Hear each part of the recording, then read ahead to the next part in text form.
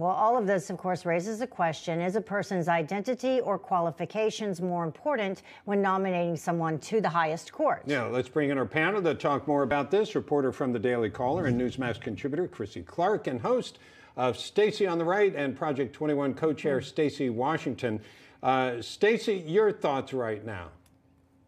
Well, I'm just wondering when the next Republican president is in office, will he run on nominating a white man and designating a seat on the Supreme Court for a white man? Yeah, I get your point, and we know that Ronald Reagan appointed a woman, the first to appoint a woman.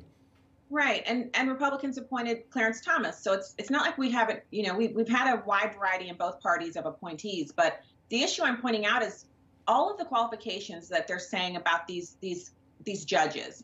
Instead of us focusing on those, we have to have this constant drumbeat of demographics from the White House, from Jen Psaki, and now from all of their cohorts in media.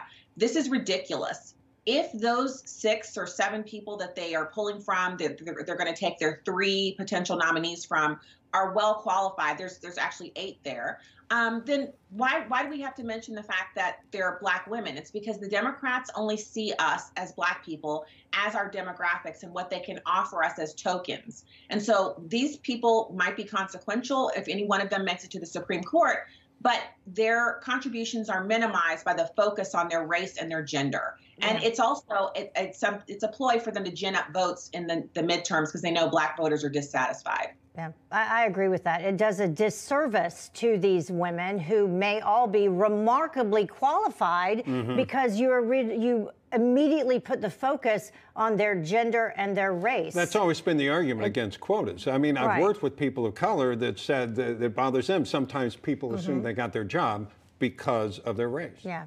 Let's listen to what President Biden did say earlier today, explaining his process. Our process is going to be rigorous. I will select a nominee worthy of Justice Breyer's legacy of excellence and decency.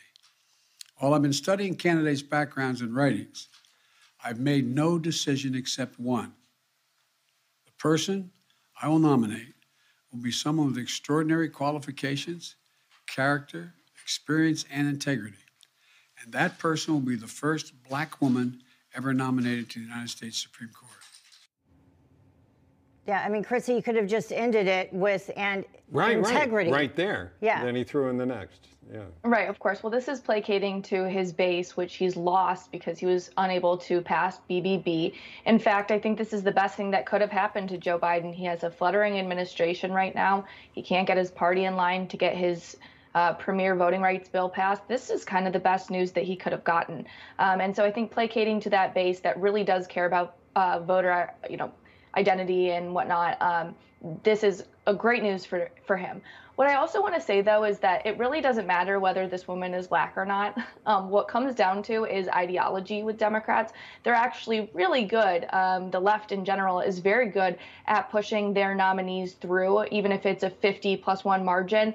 And I actually would take the over if we were doing some sports betting here, that you're going to see Senator Collins and Senator Murkowski join in with Democrats. I don't think they're going to have trouble getting Manchin and Sinema on board at all. In fact, I think this is also a great play for moderates, for Sinema and Manchin to just vote right in and, join their party right now, get realigned. And I don't see this being anything other than a general win for Democrats. But we know it's going to be a Black woman. And it does strike me, though, Stacy, that this is the way Democrats see the world by and large. And they still haven't gotten on to the idea that there are different ideas or different values that people have, regardless of their color.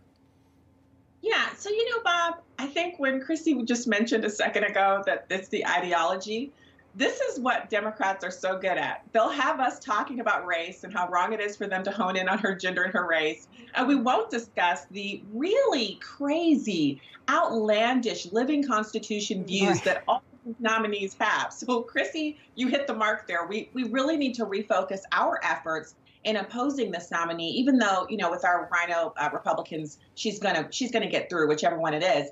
But we should make an example out of the radical views of these people and how they're all ideologically the same. The Democrats don't see Black people as ideologically diverse. Biden even said so on the campaign trail. So this is not, it's more proof of that. Yeah, and so people know a living document means that it can be adapted over time. Yes, and there are strict constitutionalists that say if it's not in the Constitution, or it needs to be in the Constitution, that's what they're ruling on. So this is a debate that's been going on literally for generations. Yeah, and that should concern folks more. You know, someone who considers the Constitution a living document versus someone who considers, you know, the Constitution should stand as it is, an originalist. Yeah. Yeah.